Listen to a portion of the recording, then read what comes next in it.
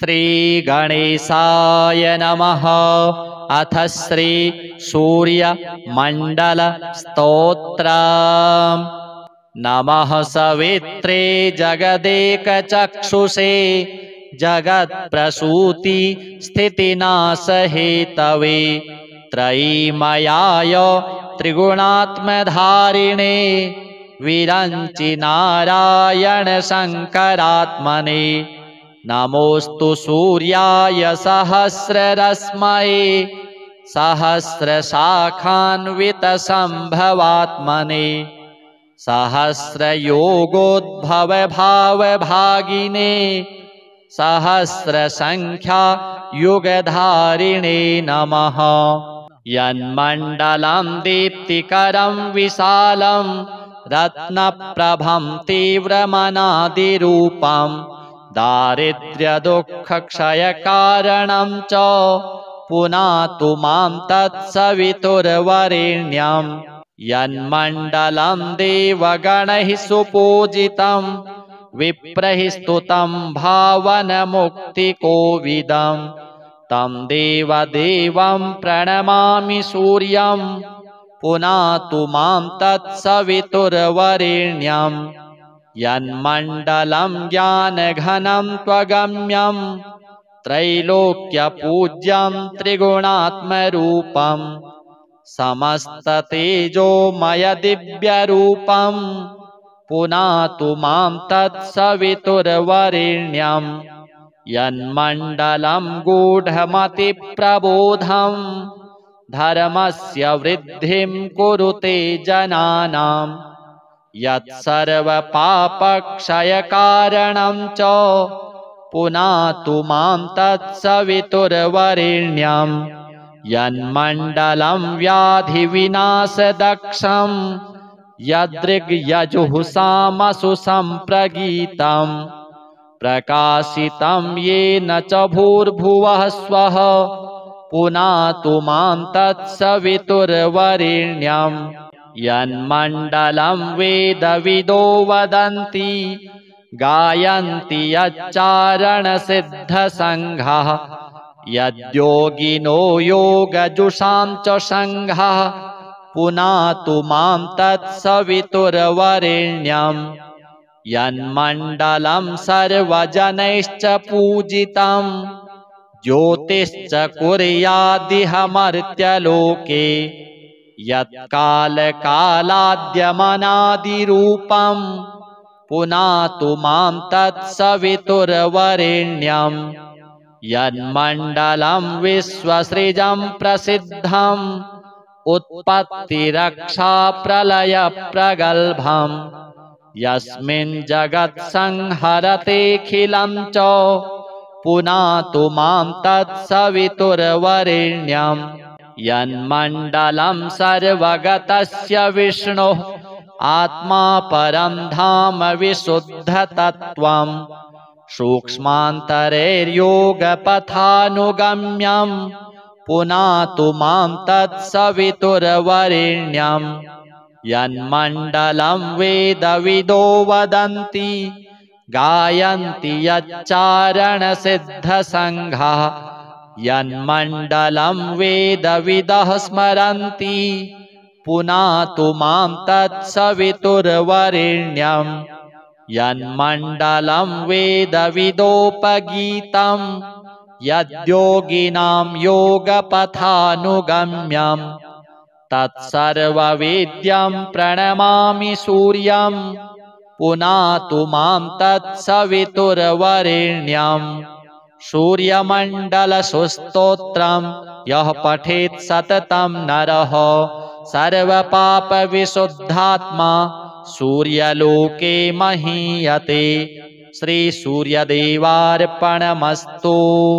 नमः सवित्रे जगदेकचक्षुषे जगत्प्रसूति स्थितिनाशहेतवे त्रयीमयाय त्रिगुणात्मधारिणे विरञ्चि नारायण शङ्करात्मने।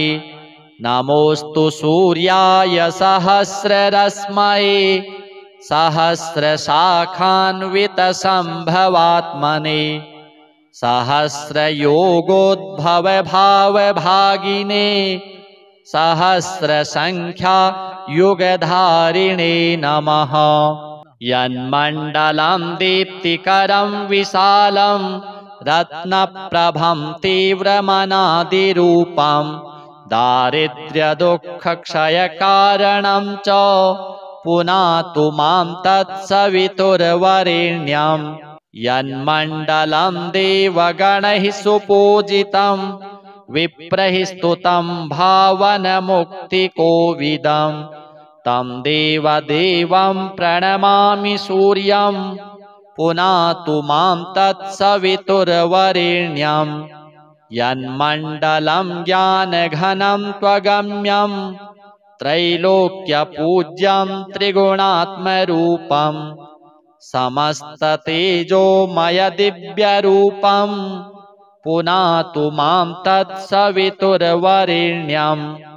यन्मण्डलं गूढमतिप्रबोधं धर्मस्य वृद्धिं कुरुते जनानां यत्सर्वपापक्षयकारणं च पुनातु मां तत्सवितुर्वरेण्यं। यन्मण्डलं व्याधिविनाशदक्षं यदृग्यजुःसामसु सम्प्रगीतं प्रकाशितं येन च भूर्भुवः स्वः पुनातु मां तत्सवितुर्वरेण्यं।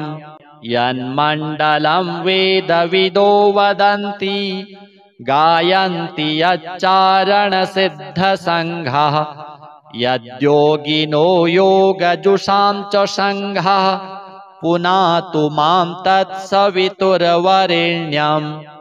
यन्मण्डलं सर्वजनैश्च पूजितं ज्योतिश्च कुर्यादिह मर्त्यलोके यत्कालकालाद्यमनादिरूपं पुनातु मां तत्सवितुर्वरेण्यं।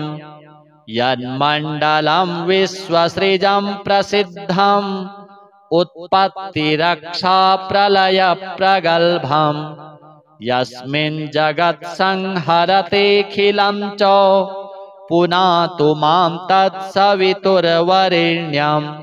यन्मण्डलं सर्वगतस्य विष्णुः आत्मा परं धाम विशुद्धतत्त्वं सूक्ष्मान्तरैर्योगपथानुगम्यं पुनातु मां तत्सवितुर्वरेण्यं।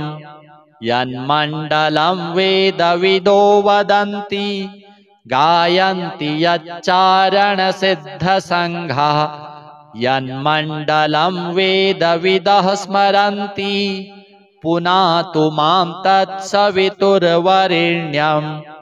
यन्मण्डलं वेदविदोपगीतं यद्योगिनां योगपथानुगम्यं तत्सर्ववेद्यं प्रणमामि सूर्यं पुनातु मां तत्सवितुर्वरेण्यं। सूर्यमण्डलस्तोत्रं यः पठेत् सततं नरः सर्वपापविशुद्धात्मा सूर्यलोके महीयते। श्रीसूर्यदेवार्पणमस्तु। नमः सवित्रे जगदेकचक्षुषे जगत्प्रसूति स्थितिनाशहेतवे त्रयीमयाय त्रिगुणात्मधारिणे विरञ्चि नारायण शङ्करात्मने।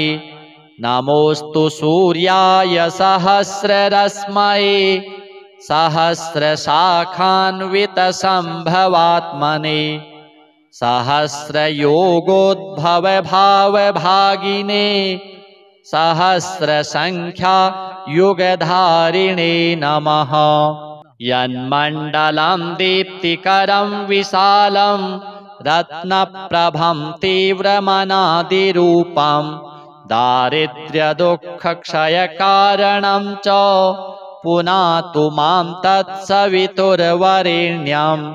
यन्मण्डलं देवगणैः सुपूजितं विप्रैः स्तुतं भावनमुक्तिकोविदं तं देवदेवं प्रणमामि सूर्यं पुनातु मां तत्सवितुर्वरेण्यं यन्मण्डलं ज्ञानघनं त्वगम्यं त्रैलोक्यपूज्यं त्रिगुणात्मरूपं समस्ततेजोमयदिव्यरूपं पुनातु मां तत्सवितुर्वरेण्यं यन्मण्डलं गूढमतिप्रबोधं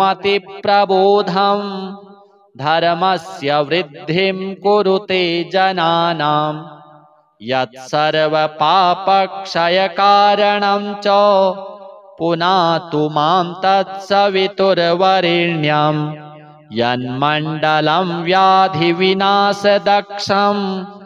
यदृग्यजुःसामसु सम्प्रगीतं प्रकाशितं येन च भूर्भुवः स्वः पुनातु मां तत्सवितुर्वरेण्यं यन्मण्डलं वेदविदो वदन्ति गायन्ति यच्चारणसिद्धसङ्घः यद्योगिनो योगजुषां च सङ्घः पुनातु मां तत्सवितुर्वरेण्यं यन्मण्डलं सर्वजनैश्च पूजितं ज्योतिश्च कुर्यादिह मर्त्यलोके यत्कालकालाद्यमनादिरूपं पुनातु मां तत्सवितुर्वरेण्यं यन्मण्डलं विश्वसृजं प्रसिद्धं उत्पत्तिरक्षाप्रलयप्रगल्भं यस्मिन् जगत्संहरतेऽखिलं च पुनातु मां तत्सवितुर्वरेण्यं यन्मण्डलं सर्वगतस्य विष्णोः आत्मा परं धाम विशुद्धतत्त्वं सूक्ष्मान्तरैर्योगपथानुगम्यं पुनातु मां तत्सवितुर्वरेण्यं यन्मण्डलं वेदविदो वदन्ति गायन्ति यच्चारणसिद्धसङ्घः यन्मण्डलं वेदविदः स्मरन्ति पुनातु मां तत्सवितुर्वरेण्यं यन्मण्डलं वेदविदोपगीतं यद्योगिनां योगपथानुगम्यं तत्सर्ववेद्यं प्रणमामि सूर्यं पुनातु मां तत्सवितुर्वरेण्यं सूर्यमण्डलस्तोत्रं यः पठेत् सततं नरः सर्वपापविशुद्धात्मा सूर्यलोके महीयते। श्रीसूर्यदेवार्पणमस्तु। नमः सवित्रे जगदेकचक्षुषे जगत्प्रसूति स्थितिनाशहेतवे त्रयीमयाय त्रिगुणात्मधारिणे विरञ्चि नारायण शङ्करात्मने नमोऽस्तु सूर्याय सहस्ररश्मये सहस्रशाखान्वितसम्भवात्मने सहस्रयोगोद्भवभावभागिने सहस्रसङ्ख्यायुगधारिणे नमः। यन्मण्डलं दीप्तिकरं विशालं रत्नप्रभं तीव्रमनादिरूपं दारिद्र्यदुःखक्षयकारणं च पुनातु मां तत्सवितुर्वरेण्यं यन्मण्डलं देवगणैः सुपूजितं विप्रैः स्तुतं भावनमुक्तिकोविदं तं देवदेवं प्रणमामि सूर्यं पुनातु मां तत्सवितुर्वरेण्यं यन्मण्डलं ज्ञानघनं त्वगम्यं त्रैलोक्यपूज्यं त्रिगुणात्मरूपं समस्ततेजोमयदिव्यरूपं पुनातु मां तत्सवितुर्वरेण्यं यन्मण्डलं गूढमतिप्रबोधं धर्मस्य वृद्धिं कुरुते जनानां यत्सर्वपापक्षयकारणं च पुनातु मां तत्सवितुर्वरेण्यं यन्मण्डलं व्याधिविनाशदक्षं यदृग्यजुःसामसु सम्प्रगीतं प्रकाशितं येन च भूर्भुवः स्वः पुनातु मां तत्सवितुर्वरेण्यं यन्मण्डलं वेदविदो वदन्ति गायन्ति यच्चारणसिद्धसङ्घः यद्योगिनो योगजुषां च सङ्घः पुनातु मां तत्सवितुर्वरेण्यं यन्मण्डलं सर्वजनैश्च पूजितं ज्योतिश्च कुर्यादिह मर्त्यलोके यत्कालकालाद्यमनादिरूपं पुनातु मां तत्सवितुर्वरेण्यं यन्मण्डलं विश्वसृजं प्रसिद्धम्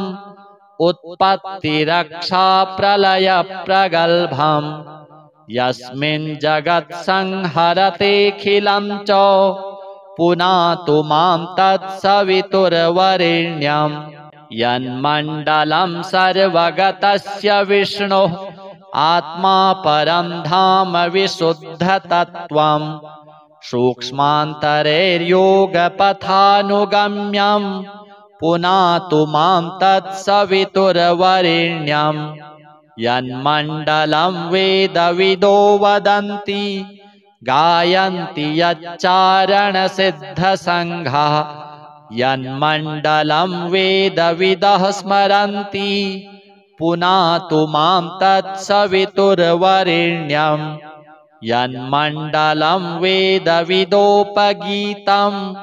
यद्योगिनां योगपथानुगम्यं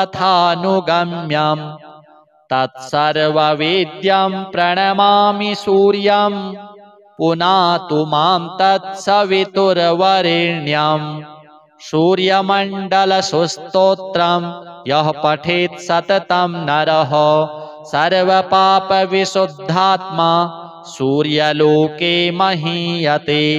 श्रीसूर्यदेवार्पणमस्तु। नमः सवित्रे जगदेकचक्षुषे जगत्प्रसूति स्थितिनाशहेतवे त्रयीमयाय त्रिगुणात्मधारिणे विरञ्चि नारायण शङ्करात्मने नमोऽस्तु सूर्याय सहस्ररश्मये सहस्रशाखान्वितसम्भवात्मने सहस्रयोगोद्भवभावभागिने सहस्रसङ्ख्यायुगधारिणे नमः। यन्मण्डलं दीप्तिकरं विशालं रत्नप्रभं तीव्रमनादिरूपं दारिद्र्यदुःखक्षयकारणं च पुनातु मां तत्सवितुर्वरेण्यं यन्मण्डलं देवगणैः सुपूजितं विप्रैः स्तुतं भावनमुक्तिकोविदं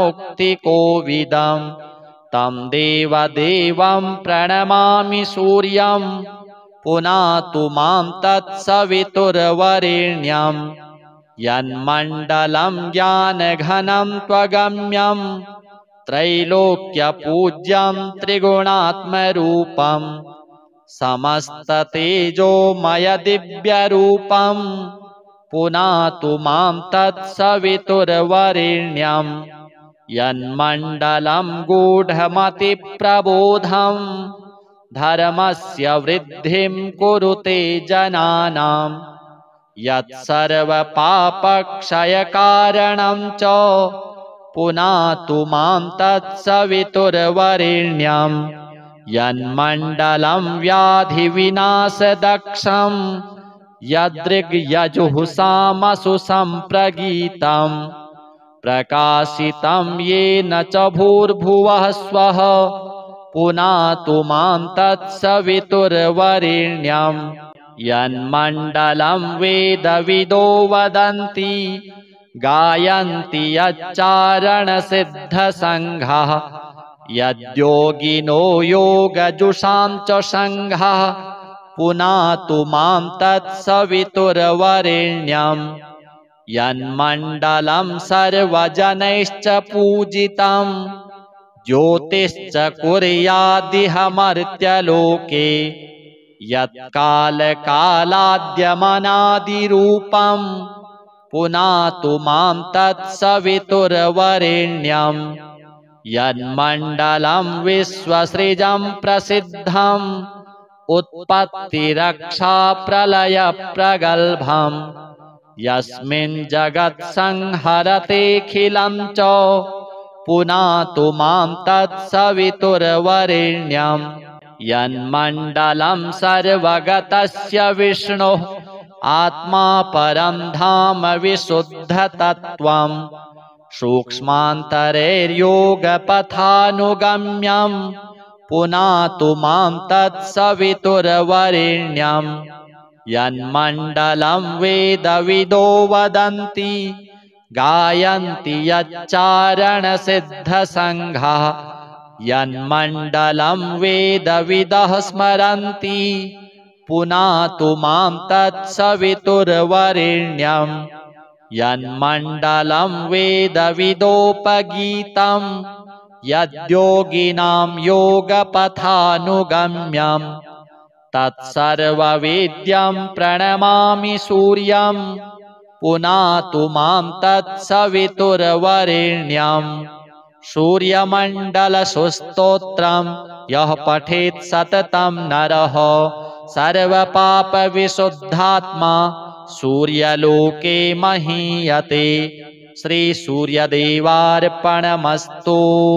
नमः सवित्रे जगदेकचक्षुषे जगत्प्रसूति स्थितिनाशहेतवे त्रयीमयाय त्रिगुणात्मधारिणे विरञ्चि नारायण शङ्करात्मने नमोऽस्तु सूर्याय सहस्ररश्मये सहस्रशाखान्वितसम्भवात्मने सहस्रयोगोद्भवभावभागिने सहस्रसङ्ख्यायुगधारिणे नमः। यन्मण्डलं दीप्तिकरं विशालं रत्नप्रभं तीव्रमनादिरूपं दारिद्र्यदुःखक्षयकारणं च पुनातु मां तत्सवितुर्वरेण्यं यन्मण्डलं देवगणैः सुपूजितं विप्रैः स्तुतं भावनमुक्तिकोविदं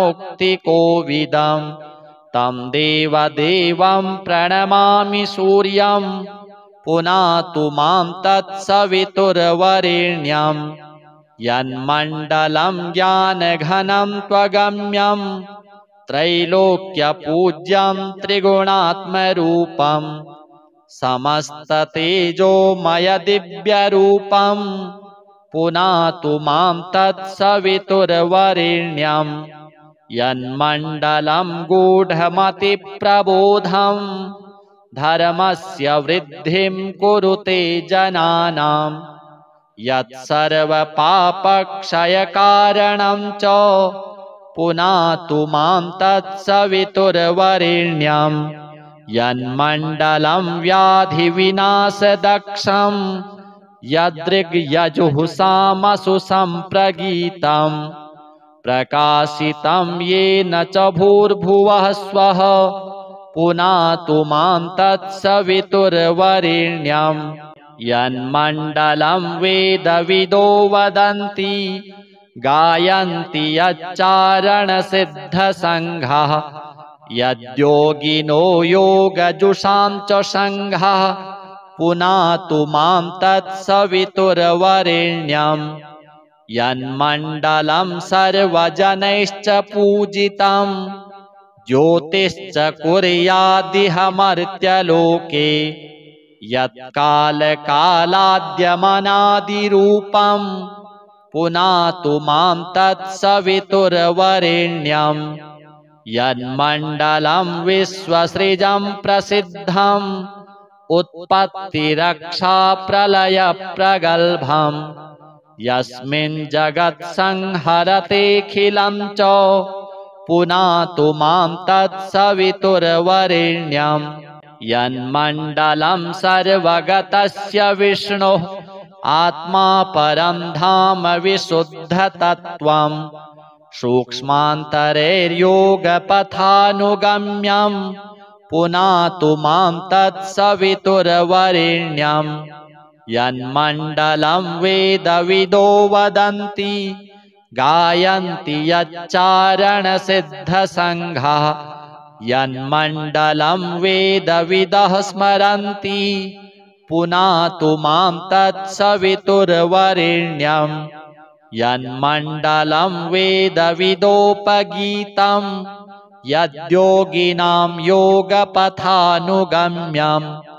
तत्सर्ववेद्यं प्रणमामि सूर्यं पुनातु मां तत्सवितुर्वरेण्यं सूर्यमण्डलस्तोत्रं यः पठेत् सततं नरः सर्वपापविशुद्धात्मा सूर्यलोके महीयते।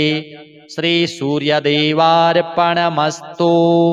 नमः सवित्रे जगदेकचक्षुषे जगत्प्रसूति स्थितिनाशहेतवे त्रयीमयाय त्रिगुणात्मधारिणे विरञ्चि नारायण शङ्करात्मने नमोऽस्तु सूर्याय सहस्ररश्मये सहस्रशाखान्वितसम्भवात्मने सहस्रयोगोद्भवभावभागिने सहस्रसङ्ख्या युगधारिणे नमः। यन्मण्डलं दीप्तिकरं विशालं रत्नप्रभं तीव्रमनादिरूपं दारिद्र्यदुःखक्षयकारणं च पुनातु मां तत्सवितुर्वरेण्यं यन्मण्डलं देवगणैः सुपूजितं विप्रैः स्तुतं भावनमुक्तिकोविदं तं देवदेवं प्रणमामि सूर्यं पुनातु मां तत्सवितुर्वरेण्यं यन्मण्डलं ज्ञानघनं त्वगम्यं त्रैलोक्यपूज्यं त्रिगुणात्मरूपं समस्ततेजोमयदिव्यरूपं पुनातु मां तत्सवितुर्वरेण्यं यन्मण्डलं गूढमतिप्रबोधं धर्मस्य वृद्धिं कुरुते जनानां यत्सर्वपापक्षयकारणं च पुनातु मां तत्सवितुर्वरेण्यं यन्मण्डलं व्याधिविनाशदक्षं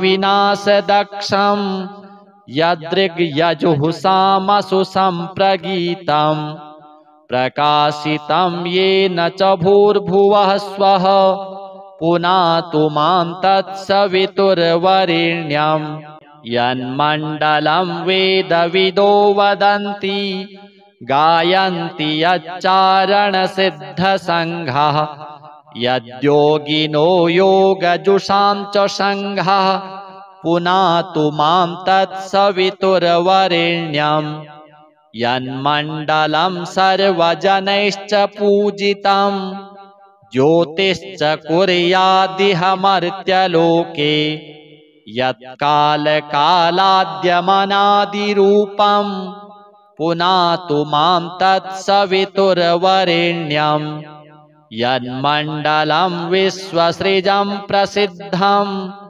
उत्पत्तिरक्षाप्रलयप्रगल्भं यस्मिन् जगत्संहरतेऽखिलं च पुनातु मां तत्सवितुर्वरेण्यं यन्मण्डलं सर्वगतस्य विष्णोः आत्मा परं धाम विशुद्धतत्त्वं सूक्ष्मान्तरैर्योगपथानुगम्यं पुनातु मां तत्सवितुर्वरेण्यं यन्मण्डलं वेदविदो वदन्ति गायन्ति यच्चारणसिद्धसङ्घाः यन्मण्डलं वेदविदः स्मरन्ति पुनातु मां तत्सवितुर्वरेण्यं यन्मण्डलं वेदविदोपगीतं यद्योगिनां योगपथानुगम्यं तत्सर्ववेद्यं प्रणमामि सूर्यं पुनातु मां तत्सवितुर्वरेण्यं सूर्यमण्डलस्तोत्रं यः पठेत् सततं नरः सर्वपापविशुद्धात्मा सूर्यलोके महीयते। श्रीसूर्यदेवार्पणमस्तु। नमः सवित्रे जगदेकचक्षुषे जगत्प्रसूति स्थितिनाशहेतवे त्रयीमयाय त्रिगुणात्मधारिणे विरञ्चि नारायण शङ्करात्मने नमोऽस्तु सूर्याय सहस्ररश्मये सहस्रशाखान्वितसम्भवात्मने सहस्रयोगोद्भवभावभागिने सहस्रसङ्ख्यायुगधारिणे नमः। यन्मण्डलं दीप्तिकरं विशालं रत्नप्रभं तीव्रमनादिरूपं दारिद्र्यदुःखक्षयकारणं च पुनातु मां तत्सवितुर्वरेण्यं यन्मण्डलं देवगणैः सुपूजितं विप्रैः स्तुतं भावनमुक्तिकोविदं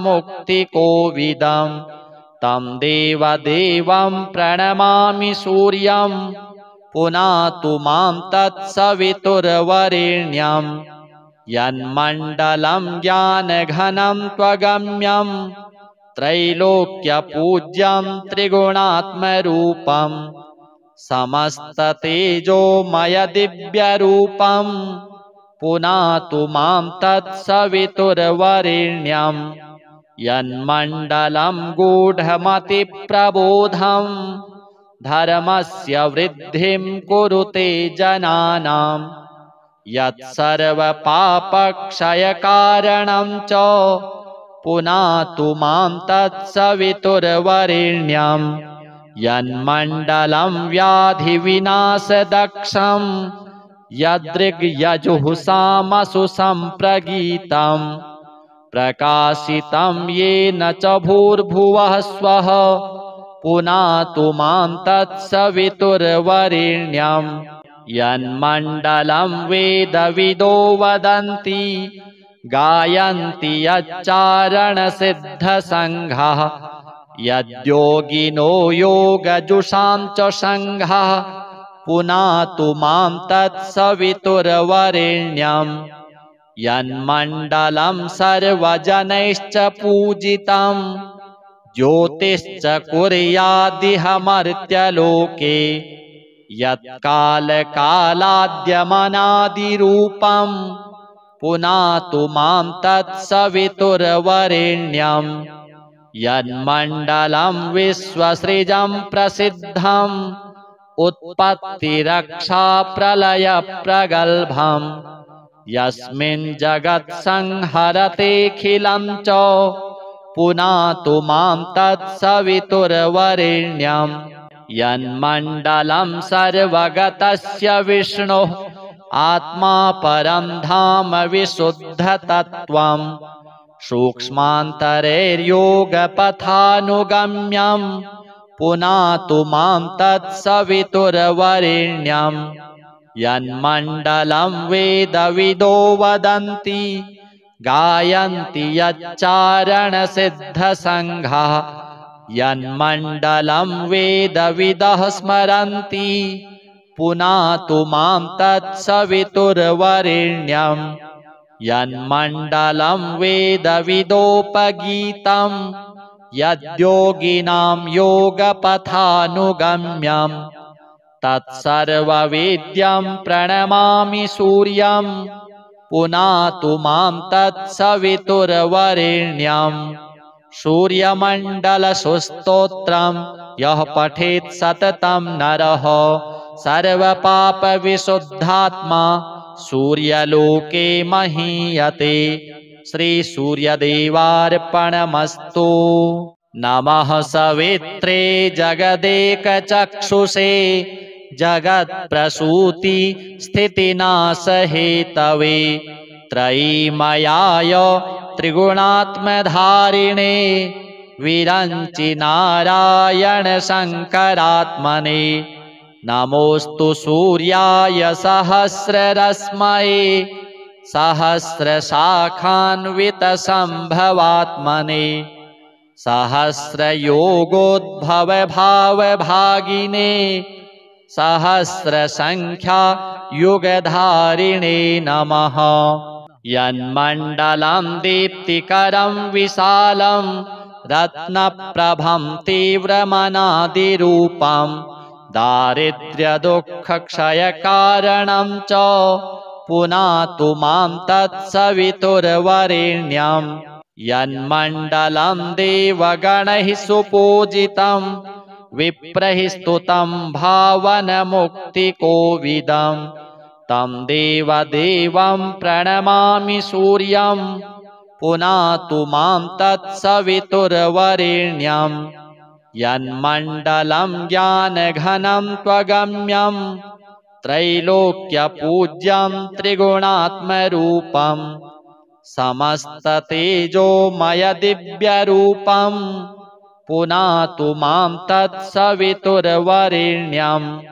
यन्मण्डलं गूढमतिप्रबोधं धर्मस्य वृद्धिं कुरुते जनानां यत्सर्वपापक्षयकारणं च पुनातु मां तत्सवितुर्वरेण्यं।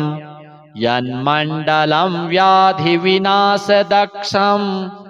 यदृग्यजुःसामसु सम्प्रगीतं प्रकाशितं येन च भूर्भुवः स्वः पुनातु मां तत्सवितुर्वरेण्यं। यन्मण्डलं वेदविदो वदन्ति गायन्ति यच्चारणसिद्धसङ्घः यद्योगिनो योगजुषां च सङ्घः पुनातु मां तत्सवितुर्वरेण्यं। यन्मण्डलं सर्वजनैश्च पूजितं ज्योतिश्च कुर्यादिह मर्त्यलोके यत्कालकालाद्यमनादिरूपं पुनातु मां तत्सवितुर्वरेण्यं। यन्मण्डलं विश्वसृजं प्रसिद्धं उत्पत्तिरक्षाप्रलयप्रगल्भं यस्मिन् जगत्संहरतेऽखिलं च पुनातु मां तत्सवितुर्वरेण्यं। यन्मण्डलं सर्वगतस्य विष्णुः आत्मा परं धाम विशुद्धतत्त्वं सूक्ष्मान्तरैर्योगपथानुगम्यं पुनातु मां तत्सवितुर्वरेण्यं। यन्मण्डलं वेदविदो वदन्ति गायन्ति यच्चारणसिद्धसङ्घः यन्मण्डलं वेदविदः स्मरन्ति पुनातु मां तत्सवितुर्वरेण्यं। यन्मण्डलं वेदविदोपगीतं यद्योगिनां योगपथानुगम्यं तत्सर्ववेद्यं प्रणमामि सूर्यं पुनातु मां तत्सवितुर्वरेण्यं। सूर्यमण्डलस्तोत्रं यः पठेत् सततं नरः सर्वपापविशुद्धात्मा सूर्यलोके महीयते। श्रीसूर्यदेवार्पणमस्तु।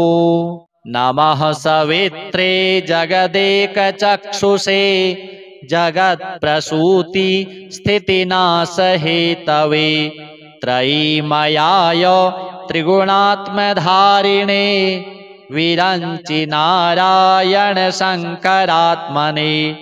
नमोऽस्तु सूर्याय सहस्ररश्मये सहस्रशाखान्वितसम्भवात्मने सहस्रयोगोद्भवभावभागिने सहस्रसंख्या युगधारिणे नमः।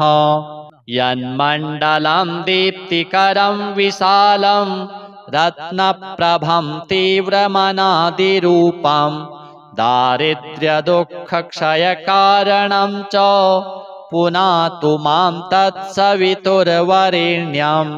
यन्मण्डलं देवगणैः सुपूजितं विप्रैः स्तुतं भावनमुक्तिकोविदं तं देवदेवं प्रणमामि सूर्यं पुनातु मां तत्सवितुर्वरेण्यं। यन्मण्डलं ज्ञानघनं त्वगम्यं त्रैलोक्यपूज्यं त्रिगुणात्मरूपं समस्ततेजोमयदिव्यरूपं पुनातु मां तत्सवितुर्वरेण्यं। यन्मण्डलं गूढमतिप्रबोधं धर्मस्य वृद्धिं कुरुते जनानां यत्सर्वपापक्षयकारणं च पुनातु मां तत्सवितुर्वरेण्यं। यन्मण्डलं व्याधिविनाशदक्षं यदृग्यजुःसामसु सम्प्रगीतं प्रकाशितं येन च भूर्भुवः स्वः पुनातु मां तत्सवितुर्वरेण्यं। यन्मण्डलं वेदविदो वदन्ति गायन्ति यच्चारणसिद्धसङ्घः यद्योगिनो योगजुषां च सङ्घः पुनातु मां तत्सवितुर्वरेण्यं। यन्मण्डलं सर्वजनैश्च पूजितं ज्योतिश्च कुर्यादिह मर्त्यलोके यत्कालकालाद्यमनादिरूपं पुनातु मां तत्सवितुर्वरेण्यं। यन्मण्डलं विश्वसृजं प्रसिद्धं उत्पत्तिरक्षाप्रलयप्रगल्भं यस्मिन् जगत्संहरतेऽखिलं च पुनातु मां तत्सवितुर्वरेण्यं। यन्मण्डलं सर्वगतस्य विष्णुः आत्मा परं धाम विशुद्धतत्त्वं सूक्ष्मान्तरैर्योगपथानुगम्यं पुनातु मां तत्सवितुर्वरेण्यं। यन्मण्डलं वेदविदो वदन्ति गायन्ति यच्चारणसिद्धसङ्घः यन्मण्डलं वेदविदः स्मरन्ति पुनातु मां तत्सवितुर्वरेण्यं। यन्मण्डलं वेदविदोपगीतं यद्योगिनां योगपथानुगम्यं तत्सर्ववेद्यं प्रणमामि सूर्यं पुनातु मां तत्सवितुर्वरेण्यं। सूर्यमण्डलस्तोत्रं यः पठेत् सततं नरः सर्वपापविशुद्धात्मा सूर्यलोके महीयते। श्रीसूर्यदेवार्पणमस्तु। नमः सवित्रे जगदेकचक्षुषे जगत्प्रसूति स्थितिनाशहेतवे त्रयीमयाय त्रिगुणात्मधारिणे विरञ्चि नारायण शङ्करात्मने। नमोऽस्तु सूर्याय सहस्ररश्मये सहस्रशाखान्वितसम्भवात्मने सहस्रयोगोद्भवभावभागिने सहस्रसंख्या युगधारिणे नमः। यन्मण्डलं दीप्तिकरं विशालं रत्नप्रभं तीव्रमनादिरूपं दारिद्र्यदुःखक्षयकारणं च पुनातु मां तत्सवितुर्वरेण्यं। यन्मण्डलं देवगणैः सुपूजितं विप्रैः स्तुतं भावनमुक्तिकोविदं तं देवदेवं प्रणमामि सूर्यं पुनातु मां तत्सवितुर्वरेण्यं यन्मण्डलं ज्ञानघनं त्वगम्यं त्रैलोक्यपूज्यं त्रिगुणात्मरूपं समस्ततेजोमयदिव्यरूपं पुनातु मां तत्सवितुर्वरेण्यं यन्मण्डलं गूढमतिप्रबोधं धर्मस्य वृद्धिं कुरुते जनानां यत्सर्वपापक्षयकारणं च पुनातु मां तत्सवितुर्वरेण्यं यन्मण्डलं व्याधिविनाशदक्षं यदृग्यजुःसामसु सम्प्रगीतं प्रकाशितं येन च भूर्भुवः स्वः पुनातु मां तत्सवितुर्वरेण्यं यन्मण्डलं वेदविदो वदन्ति गायन्ति यच्चारणसिद्धसङ्घः यद्योगिनो योगजुषां च सङ्घः पुनातु मां तत्सवितुर्वरेण्यं यन्मण्डलं सर्वजनैश्च पूजितं ज्योतिश्च कुर्यादिह मर्त्यलोके यत्कालकालाद्यमनादिरूपं पुनातु मां तत्सवितुर्वरेण्यं यन्मण्डलं विश्वसृजं प्रसिद्धं उत्पत्तिरक्षाप्रलयप्रगल्भं यस्मिन् जगत्संहरतेऽखिलं च पुनातु मां तत्सवितुर्वरेण्यं यन्मण्डलं सर्वगतस्य विष्णोः आत्मा परं धाम विशुद्धतत्त्वं सूक्ष्मान्तरैर्योगपथानुगम्यं पुनातु मां तत्सवितुर्वरेण्यं यन्मण्डलं वेदविदो वदन्ति गायन्ति यच्चारणसिद्धसङ्घः यन्मण्डलं वेदविदः स्मरन्ति पुनातु मां तत्सवितुर्वरेण्यं यन्मण्डलं वेदविदोपगीतं यद्योगिनां योगपथानुगम्यं तत्सर्ववेद्यं प्रणमामि सूर्यं पुनातु मां तत्सवितुर्वरेण्यं सूर्यमण्डलस्तोत्रं यः पठेत् सततं नरः सर्वपापविशुद्धात्मा सूर्यलोके महीयते। श्रीसूर्यदेवार्पणमस्तु।